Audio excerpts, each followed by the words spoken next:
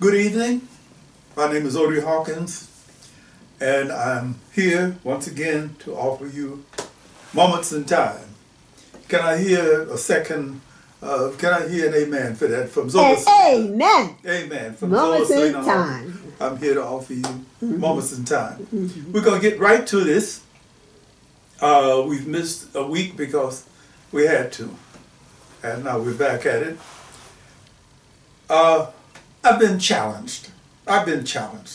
Several people who've, checked this out said, moments in time, moments in time. All you do is read that long stuff, that prose.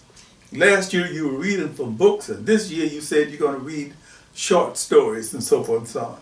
Why don't you read some poetry? Oh my. Oh, well, the challenge, I said, well, I'm not a poet. Well, I've read some of your poetry, so if you write a poem, you must be a poet. So, okay, having been challenged in that kind of way, I thought, you know what? I have written some poetry, and I have written some recent poetry, but I've kept it sort of underneath, right underneath there. Okay. So this time, I'm pulling it out, okay? Okay. Okay, for those of you, you know who you are, who challenged me to take moments in time to give you some poetry. I'm going to start off with several things that I think would be interesting. And it begins like this. I think, poetry comes in different forms, different shapes. And these particular poems come from a form that I thought would be interesting. This is the 6 or 8 word poem. 6 or 8 word poem. Not haiku. The haiku is 575, 3 lines, 575. The 6 or 8 word poem is designed to be a full-fledged story that would invite the reader to supply the next series of rhyming lines. I'm seeing the poem as catalyst for the readers and the listeners' minds to build on the minimalist approach I'm using. Remember, 6 or 8 words, including the title. And here we go. I'm going to read a couple of pages of them. Rhythms: Grace, Betty, BB, Joyce, Zola forever. Sectors: Irish, Italian, Jewish, African, diaspora. Exile queen, too much jive in that hive. Drone play, one heavenly lay, then what? Jazz stuff, bird, deers, miles, mount, train. Sisters one, come in many shades. Sister two, brown, beige, ivory, perhaps you. Sisters three, midnight mouths labeled kisses, caresses, more. Lucy May, mother of the world. Bulls, Jose Tomas, Matador, Gord. Subtraction, one fighting bull, 2 dead.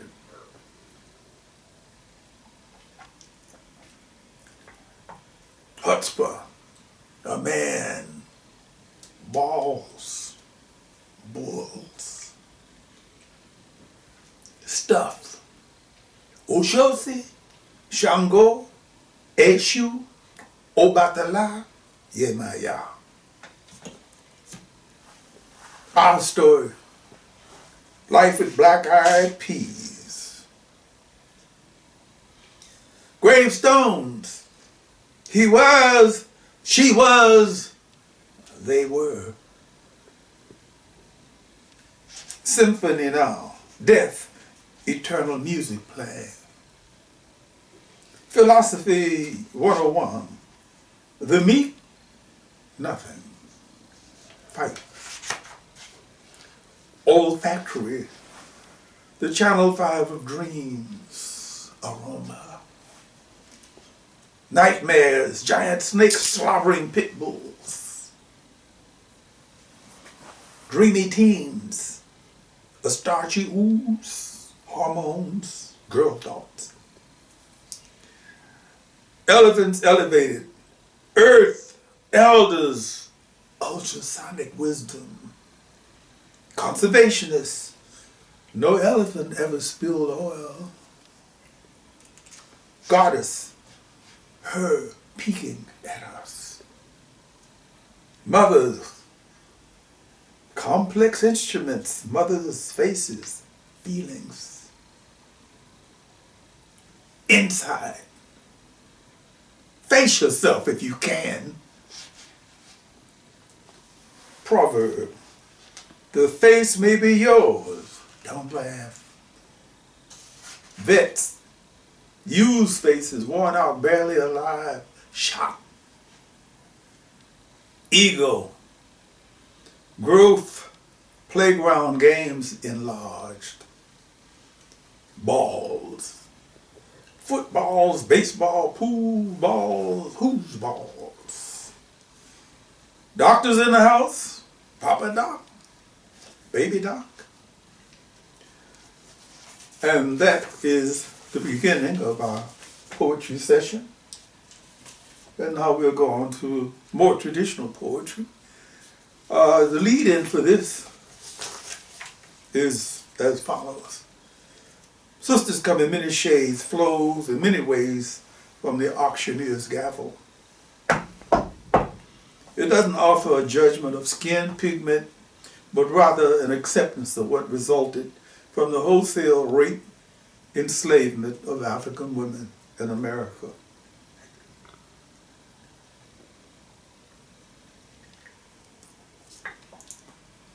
Sisters come in many shades.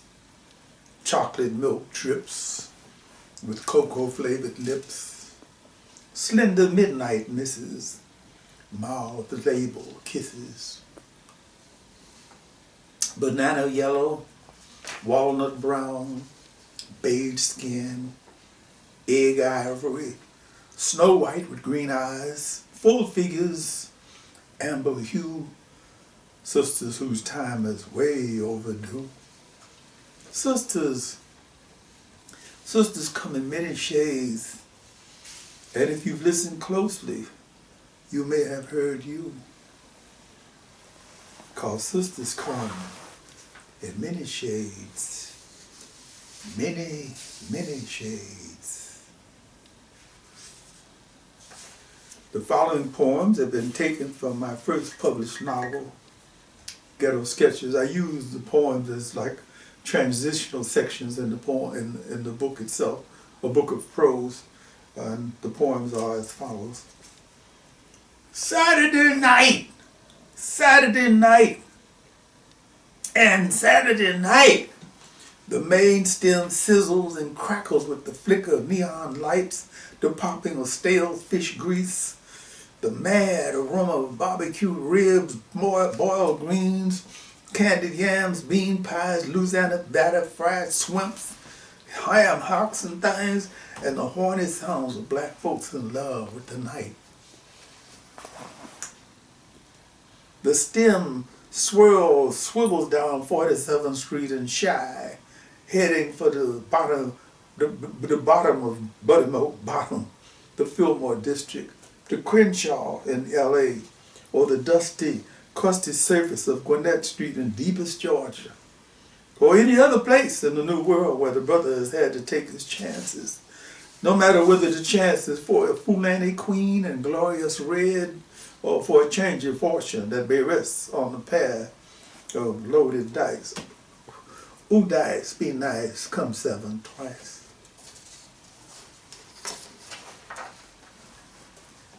He maketh me. Now we're getting a little biblical here. On the main stem, every 10th man is apt to be some kind of prophet. Why not? Religions come and go, but men stay the same, urgent to find answers for questions they never asked, impatient to know a God they can understand and deal with.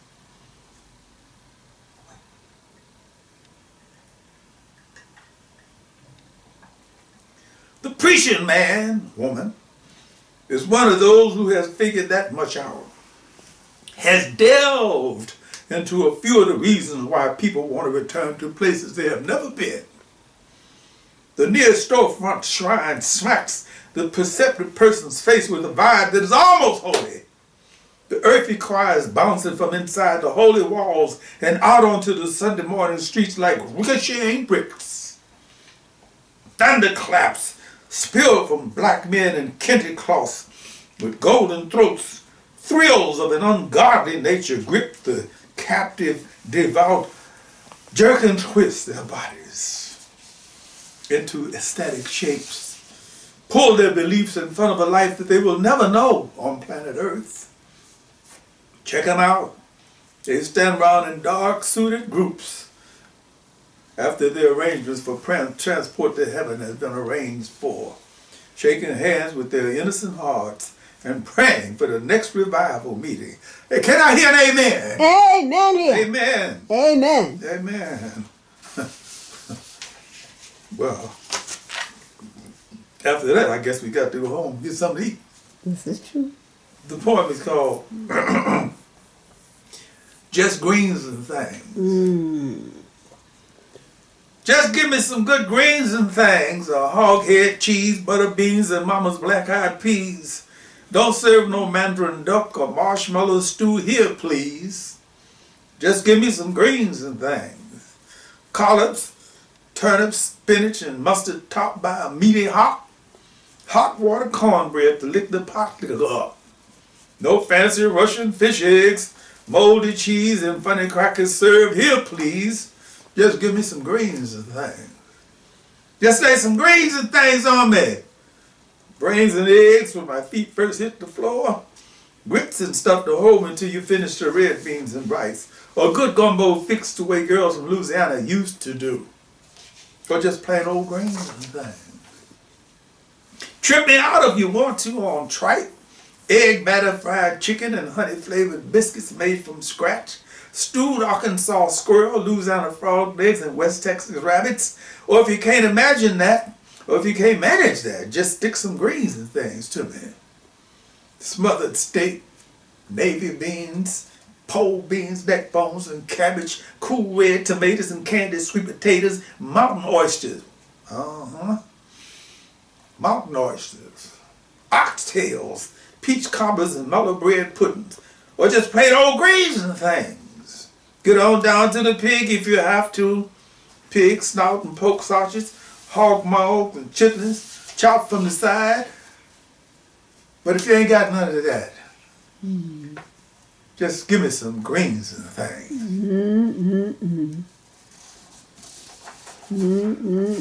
I'm almost hungry. Hungry now.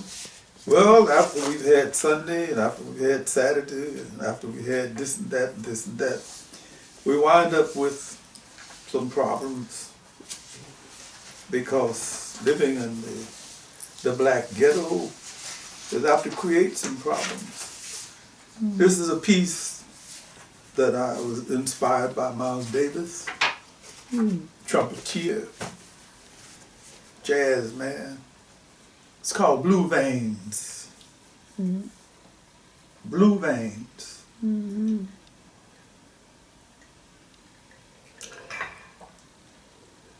I solemnly swear that I'm up to no good.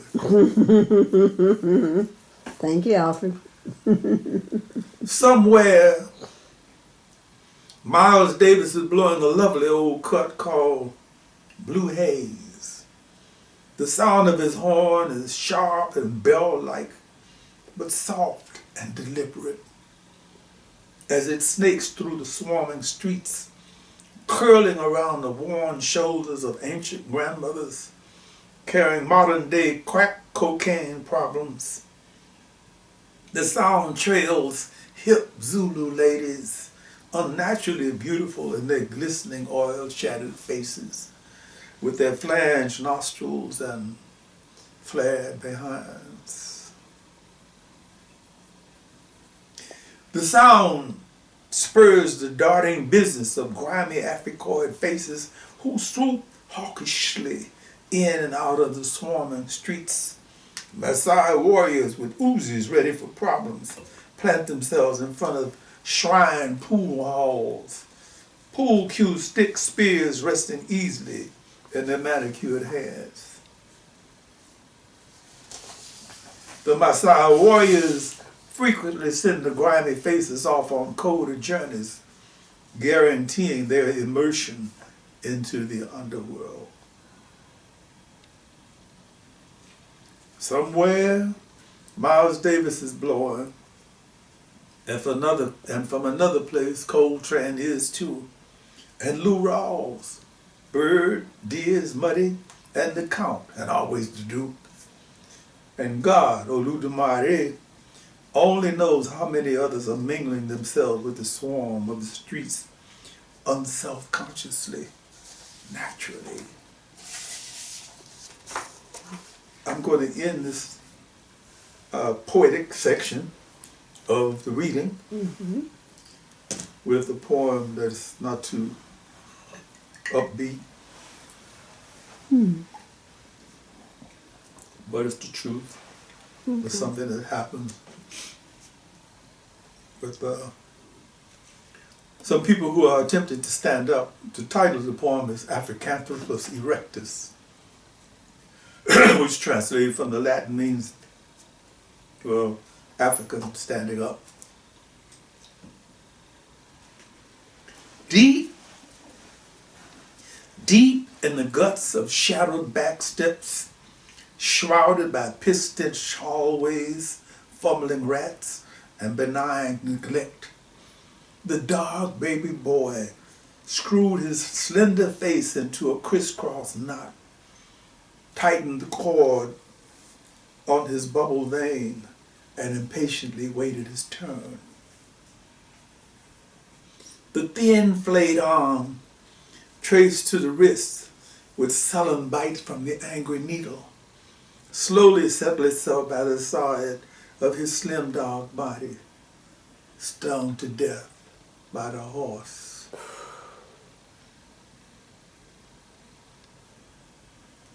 There were no grass-bound lawns, romping dogs, or indulgent parents shedding social tears over his dry little frame. No concerned society to mourn him, no informative pieces in Life or Oprah. Just a mean clutch of men from downtown, spinning stiffly to snatch the smoking spike from his silent limb, smiling secretly at the thought of another African gone. Okay, so that's an answer to my critics. Well, not the total answer, but one of the answers to my critics, who have been saying, why don't you read some poetry? So There you go. I hope I've satisfied those who asked for that. So that tomorrow, or I'm sorry, next, is it tomorrow? Next week? Tomorrow. Tomorrow evening when we go back to the prose, no one will be able to say, well, you can't write poetry. I can write poetry. I love poetry. But you choose other things. Look, just to show you, I'm gonna give you an encore of 3 or 4 more of my 8, some more. I'll give you 2 more pages of these poems. All right. 1, 2, 3, 4, 5, 6. 6 letters. Gandhi, a knight in cotton cloth. Untouchables, irony. The Indian ragas are gorgeous, not the caste system. Ifa, supernatural revelations, the truth revealed. Ifa, cyber, the shell spell tomorrow, predict today. Kiss, army style.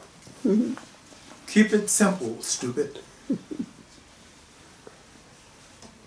Kiss, army style. Keep it simple, stupid. Fail. Bars everywhere, no drinks served anywhere.